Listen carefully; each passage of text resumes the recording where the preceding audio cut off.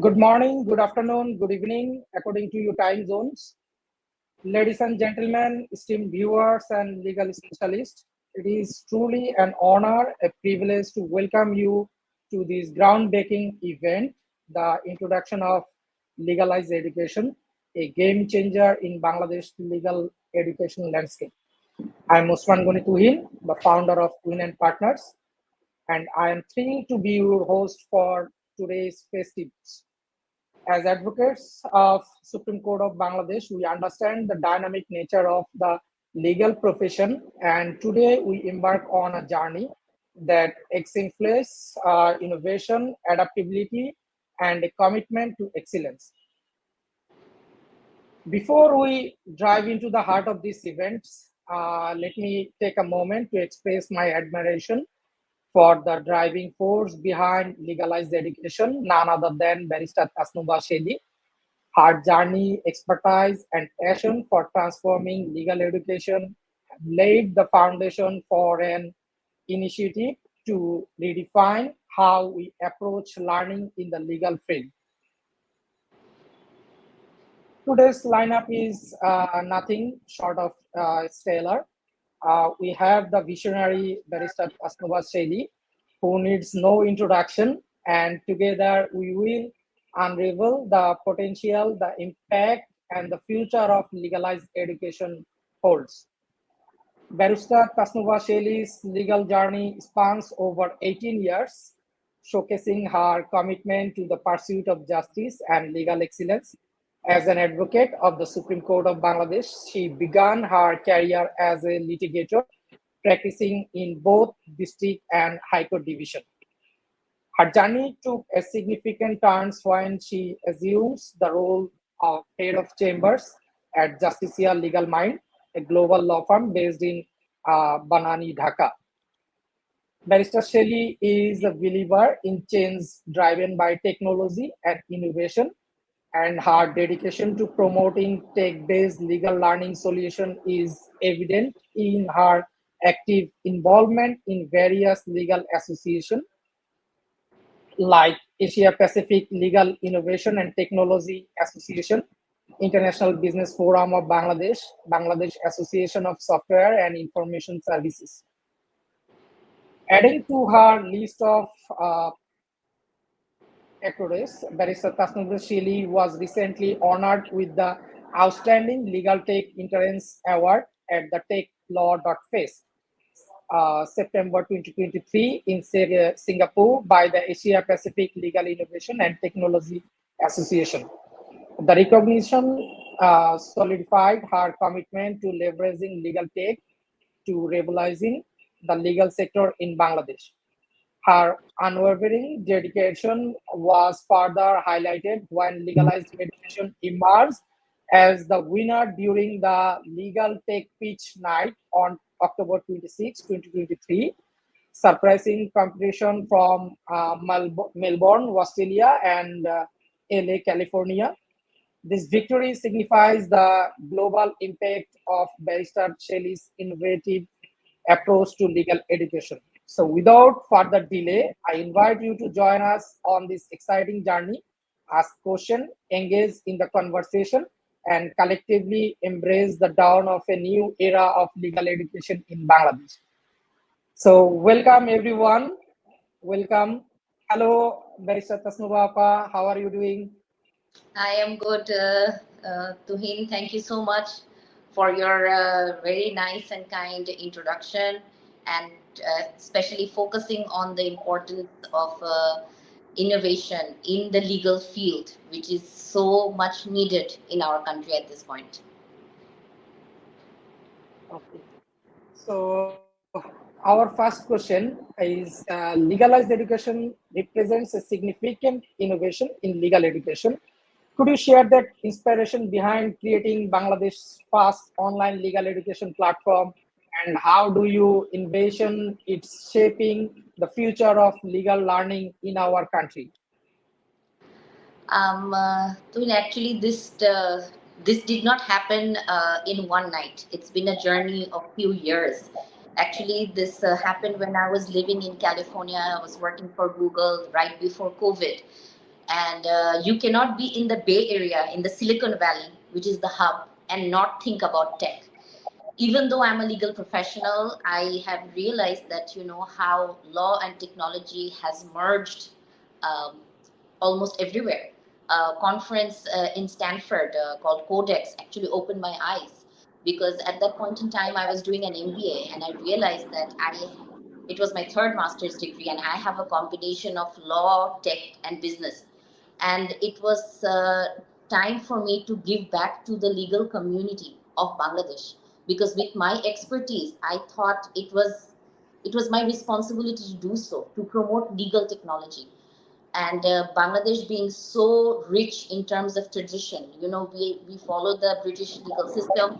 We have laws from 1867 or before, which are still good laws. One of them is like the Gambling Act, which actually allows, online gaming and betting, which is one of the, deadly effects of this innovation. It is a challenge. So I realized that it was time for me to start this journey on my own. And actually, this is one of the reasons. It was actually a thesis paper for my MBA that I wrote. I started on this legal edtech. And so I had to do a lot of background studies, research, surveys, because I realized the law is becoming the code, and the code is becoming the law. And we cannot be left behind, especially when our government has declared the vision of Smart Bangladesh 2041.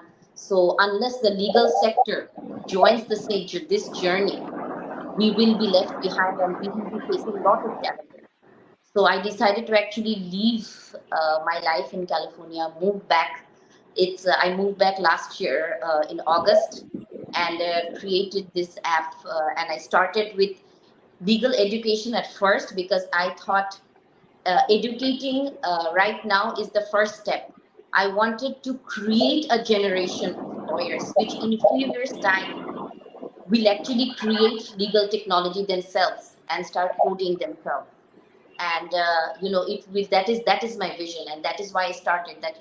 We have to educate them. We have to get this generation of lawyers so used to tech that it should not be a challenge for them. They will be welcoming technology, they will be welcoming innovation, they will be making innovation.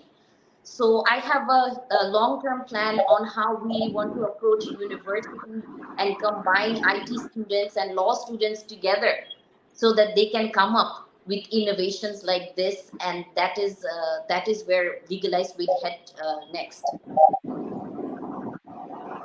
Okay, given your brief in change driven by technology, how do you see the integration of legal technology into the ecosystem of Smart Bangladesh? And what role can tech-based legal learning solution play in advancing the judicial system? You are an advocate of our High Court. You know how cumbersome getting, passing the lower court exam, district court exam, and then the High Court exam is. It takes a fresh law graduate about 3 to 5 years before they can finish this journey. It's a 3-part exam, and when you finish law school, you have to join a law firm. You have to be a pupil under a senior, and it is very challenging. Working in a law firm, which is, we know how stressful it is. There is no working hours. You have to work late hours. Then finding time to study for these exams, to go for physically to a coaching center, to carry these books. It Because I went through that. I can understand the same challenges that these new aspiring lawyers will face, and which is why I wanted to create a platform to ease this problem. That, if you want to study face to face for your exam, it's fine, you go to a coaching center. But then again, that is also limited to only the capital city. What about our legal aspiring students and the legal professional outside Dhaka? They don't have the same facilities that we do here. Then there are some people who do Zoom online classes, but then again, you actually have to sit there, and these are late at night from 8 p.m. to 10 p.m. You are so tired and drained.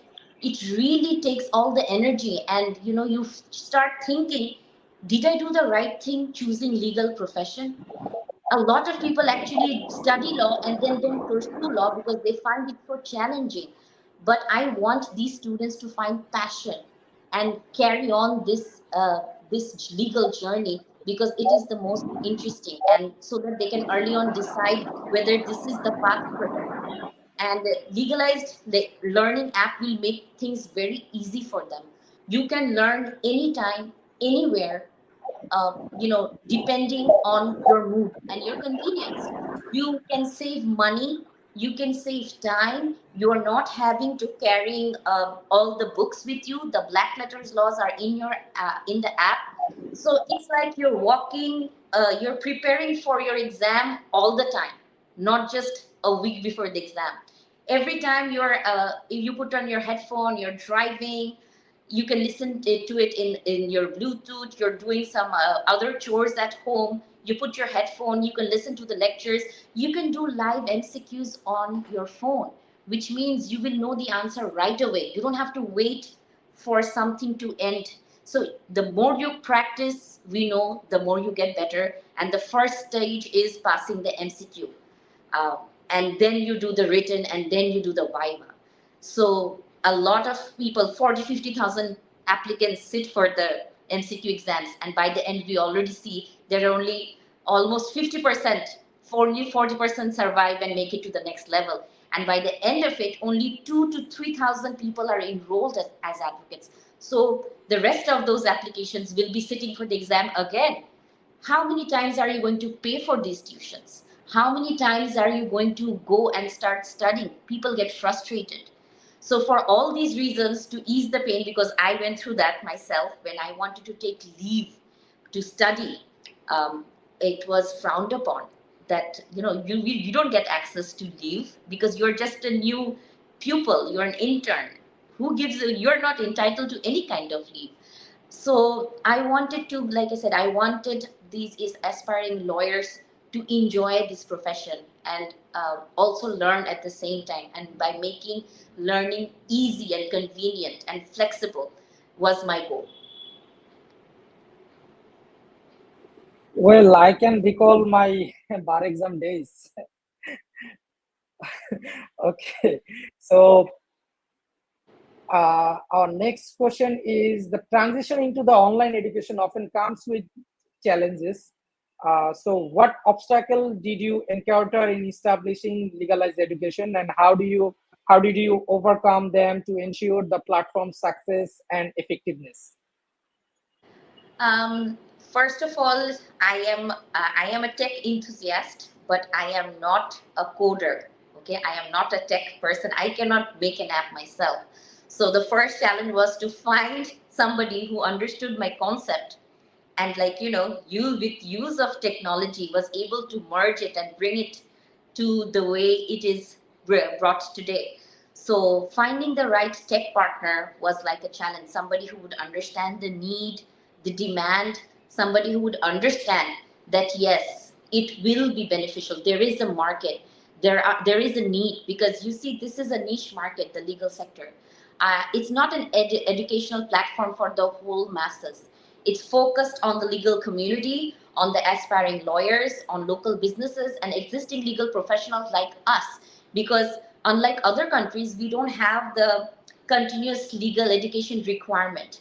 So whenever new laws are coming up, we are not getting any trainings. We are just reading it by ourselves, interpreting it by ourselves. There is, and we wait for that matter to go to court and maybe have a judgment and a case law and precedent, so that after that we will know, okay, so this is the right way to interpret. Remember when the Bangladesh labor law came out, the definition of labor was like, okay, we don't know what it means. So once it was litigated and it went to court and the decision came, okay, so this is the definition of labor. Like somebody who has supervisory role will not fall under that category. There are some other factors also. So it has to go to that level till we can find out what the law is supposed to be like, or what was the intention behind the law, behind the minds of the lawmakers.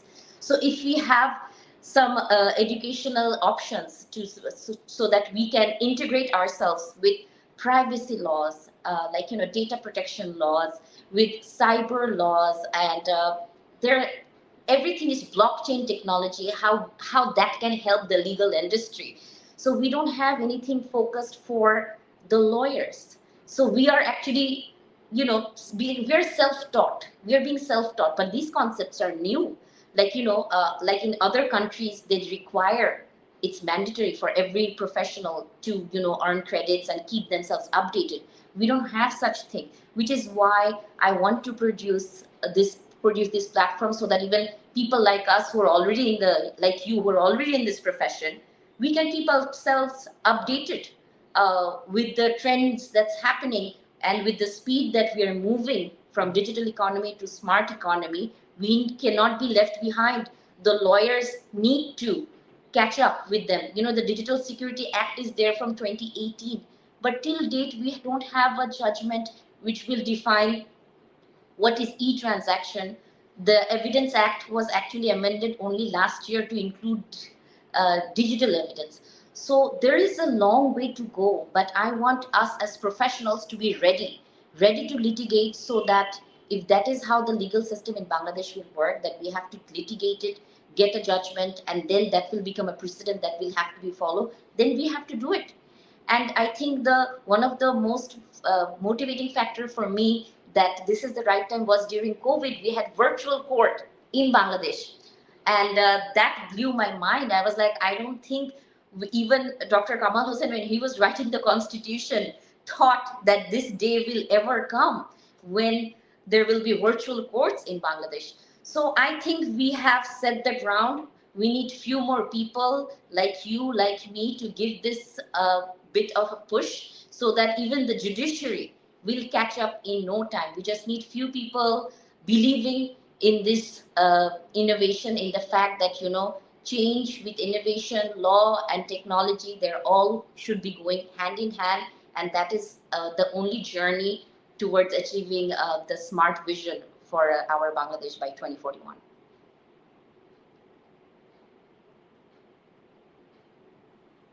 Well, it is really common that our lawyers are not tech friendly, and they do not actually want to be part of tech. But the COVID period actually changes us a lot, and we are now trying to adopt the technology in our legal industry. Uh, so it is really great. So congratulations on the legal education's recent recognition at the TechLaw.face and the Legal Tech Pitch Night. I have already explained.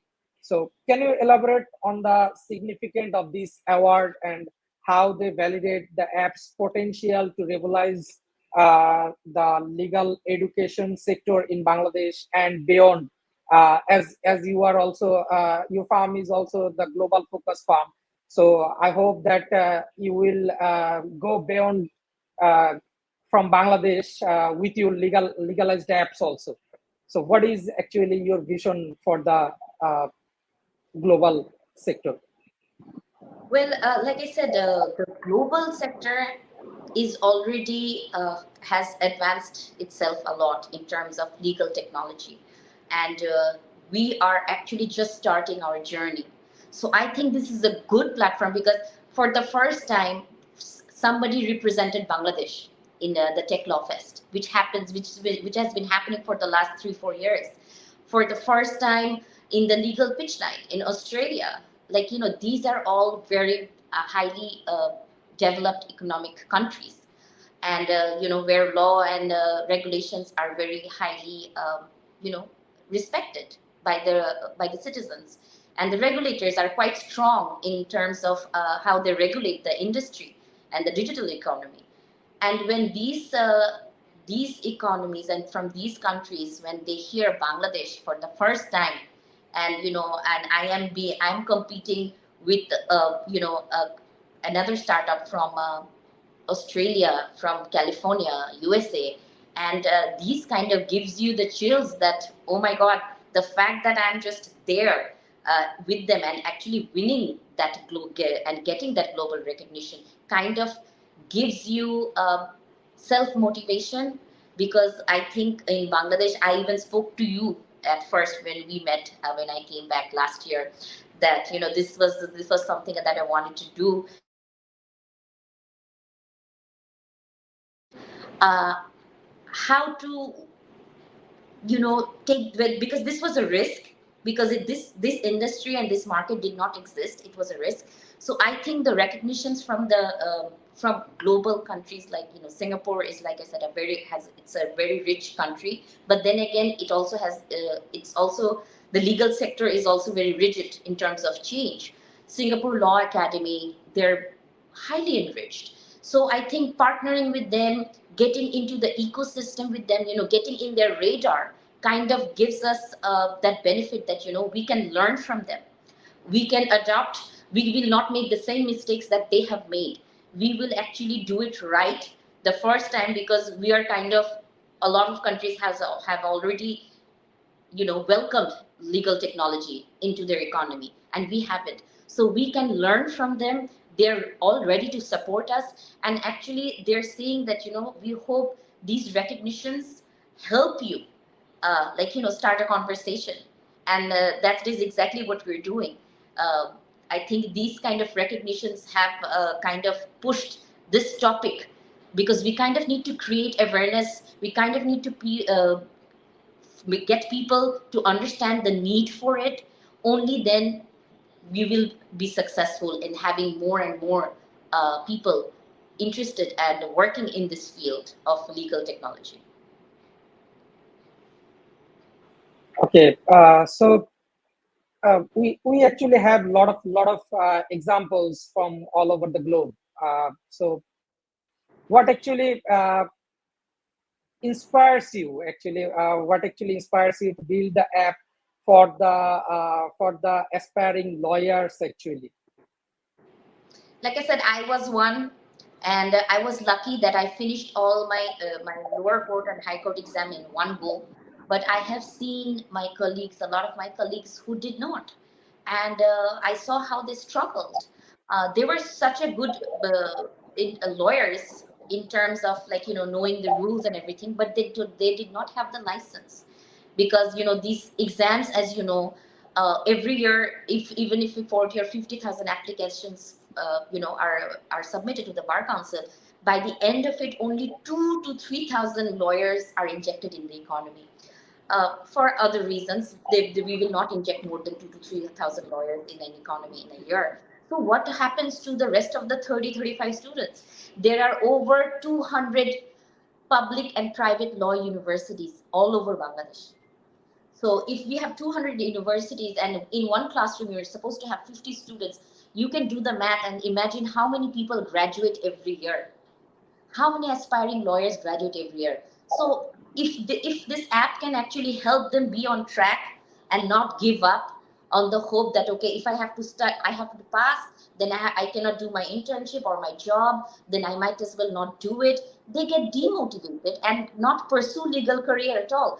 I know so many people who have to travel for various reasons, and they cannot take these tuitions, and they're like, it's such a so much pain to give this exam that I don't want to do it. They want to practice in-house, they don't want to get a license. I want them to be come on they want I want them to be on board. You can be in any country in the world, but still study for this exam and just come here the day before the exam and just sit for the exam. You can actually have a successful legal career and get your license to practice in Bangladesh through this app, and it will just make it very, very easy, convenient, flexible, portable. Like I said, you have all these 7 laws in your pocket, in your phone. You're not carrying any books. You're doing MCQs from your phone in your pocket while you're sitting in traffic. So even if you're in any other country, some people have to commute, and, like, a lot of my barrister friends have not actually sat for the exam yet, and they're like, a few of them I know who studied law in England, but they came back and they don't want to sit for this exam, and they think it's just too much of a too many regulations, and it doesn't happen regularly. It happens once year, and then it doesn't happen here. It's so unorganized, and they give up on this profession. I don't want them to give up. I want them to be in this profession. I want them to survive and enjoy and be passionate about this profession and make changes, because, like every other profession, legal profession also has a lot of exciting things, and I want them to be part of this journey and not give up and continue their legal career path they have chosen in the first place. Okay, Barrister Shelley, as the visionary behind the legalized education, could you share your future vision for the app? How do you see legalized education evolving and contributing to the legal education landscape in the coming years? And what exciting developments or features can learners anticipate? Oh, it has. I have some great vision because, like I said, I want to create a generation of smart lawyers. I want to create a generation of lawyers who will actually know how to handle digital crime, cyber crime that's happening. Like, we used to see back in the days, 10, 20 years ago, in movies that, carry a briefcase and within seconds you do a passcode and millions of dollars are transferred. And we used to wonder, like, how does that happen? But we are in that age now. It happens in Bangladesh. Like, you take your phone, within seconds you're sending money. These criminals are actually after your data now. They don't want anything else. They want your data, they want your password, they want your PIN number, they want your they're doing. So how do you stop these crimes? We didn't know these existed before. So we need smart lawyers to build these cases and draft a plaint in a smart manner so the judges can understand, and then we will have some case laws and precedents that we will be able to follow. So I want to create an entire ecosystem, and not and like I said, and in the future, it's these lawyers who will be so confident that they will create a platform there where they can give legal advice through a phone, in a through an innovation which will actually make access to justice available to anybody anytime and not be a barrier. And technology will help them create that because they will be so confident in giving legal advice through an app using technology, creating solutions. Because most businesses these days have some sort of business solutions and they're retaining some of your data. And those need to be protected at this point in time. And that is why we just don't need to have a smart Bangladesh vision. We need smart lawyers for the smart economy and the smart society. Or without smart lawyers, we cannot achieve all the visions that we have for smart Bangladesh. Okay, so we are at the very end of this event. So I would like to get some advice for me and for my other fellow law students and the young professionals also. If you could suggest us some advice what we could do and how we could actually tackle all those issues and be tech friendly. Tech friendly, like I said, it will not happen over time.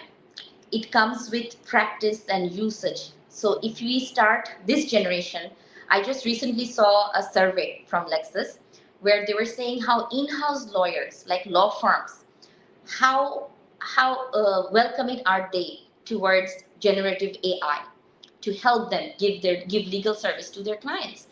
And the data survey kind of showed that uh, lawyers who are around the age group of 30 to 40, they are more welcoming. Lawyers who are in the age of 45 and up, they are not really that keen on changing or welcoming technology or providing business solutions. So that survey kind of kicked me off and realized that that is exactly what's going to happen. By if I can create a generation of lawyers who will actually by 2041, they will be the one in charge of Bangladesh at that point. They will be, because right now when they're graduating, they're in 2025. So in 10 years time, they will reach that potential and they will be welcoming technology and they will be using it. So people like you who are already tech savvy, but we use tech for, like, social stuff. We don't use it for our work as much, legal work. But think about the medical and health industry before COVID. Like, did we ever think that we're going to go get a prescription or medical advice without physically seeing a doctor without him checking our pulse. So now we think when we have to go meet a lawyer, we have to meet him in person because it's very, like, it's confidential. But imagine if we can create a safe space which is secured, and so we can give legal advice to anybody, anyone. So, your generation can come up with things like that, and be confident about it, because if we are not confident, how can our clients be confident? So if we are confident, then our solution is very much technology driven, it's very secured, it is absolutely safe to use, and your data is not going to be stolen or taken away or misused in any way. If we can give these kind of confidence that we will be using blockchain in our integration, then access to justice will become so easy and convenient, and it will be at the fingertip of every single citizen of our country 24/7. So that is how I want all of your generation to come forward and welcome this change. Because, like I said, this data was actually very good to see that it's the young ones who are more pro technology, but for very own good reasons. Actually, the senior ones are really not that welcoming because they don't like change. The legal sector doesn't is very reluctant to change as it is. So we need people like you to support and drive this change, and promote innovation in the legal sector, so that access to justice becomes available to every single citizen at the ease of their fingertip, 24/7. It should not be limited to only the privileged few. It should be accessible. Justice should be accessible to everyone. Inshallah, we will encourage a lot of people, and we will actually help them to tackle with those issues, and we will promote more about legal techs in future. So that is all from us today. I hope and I wish all the best for the Legalized app, and I wish you all the best in future. Thank you, Have a great Tuhin, day. and any students who's sitting for the exam on the November 17th. Good luck to them. If you have not tried out this app, this is your chance.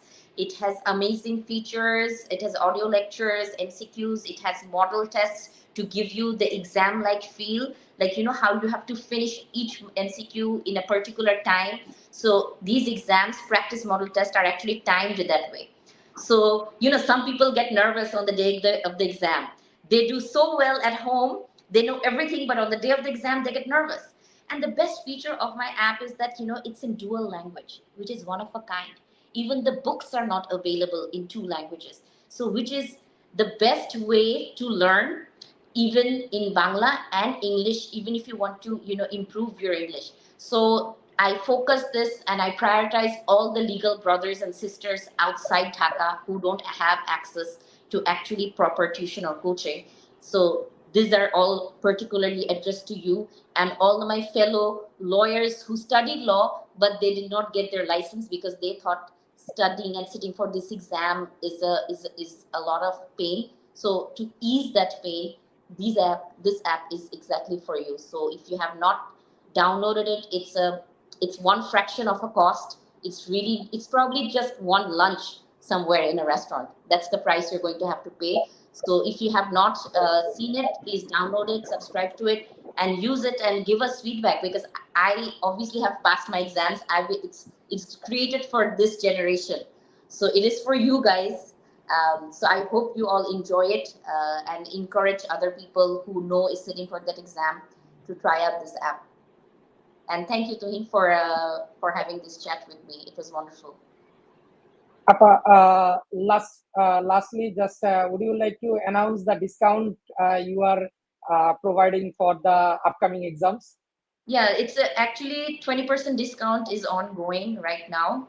And we have a lot of model practice tests which are timed. Like I said, there are over 10,000 MCQs which you can get answer instantly. And we have used an AI generative analytics tool which will actually also track monitor your progress. If you are actually doing good in civil law and not so good in criminal, it will tell you that you need to focus more on criminal and not civil, and vice versa. So these are very helpful, because then you know, with the limited time that you have from your new career, you know which areas you need to focus on, and MCQ is the first step towards getting your license. And because if you're right, there is no way the examiner can say it's wrong. So with essay questions, getting full marks gets a bit tricky, but MCQs, the more you practice, the better you get at it.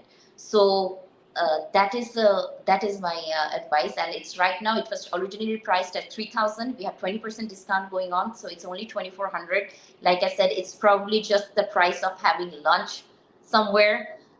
It is really the fraction of the cost. You cannot really get anything with that price. So use it to this advantage. We have, I think, a bit more than 2 weeks left, so you can do this crash course and fly out with flying colors. So all the best to all the examiner, every student who's sitting for this exam on November 17th. Thank you so much, Apu. It was really nice having chat with you. See you in our next event, inshallah. Thanks, Tuhin. It's always nice talking to you, and thank you for inviting me and doing this session. Have a great Thank day, you, everyone Apu. who attended. If you have any questions, you guys can reach out to me. And if you know anybody who's sitting for this exam, share this app with them and tell them how it can benefit. I really hope a lot of people will find it useful and use this, make this their best friend for doing the Bar Council exam. So the viewers, please subscribe and follow the Legalized Education Bangladesh Limited on LinkedIn to get the updates about the app. I wish you all best of luck for your upcoming exams. Have a great day, everyone. Bye. Bye-bye. Bye.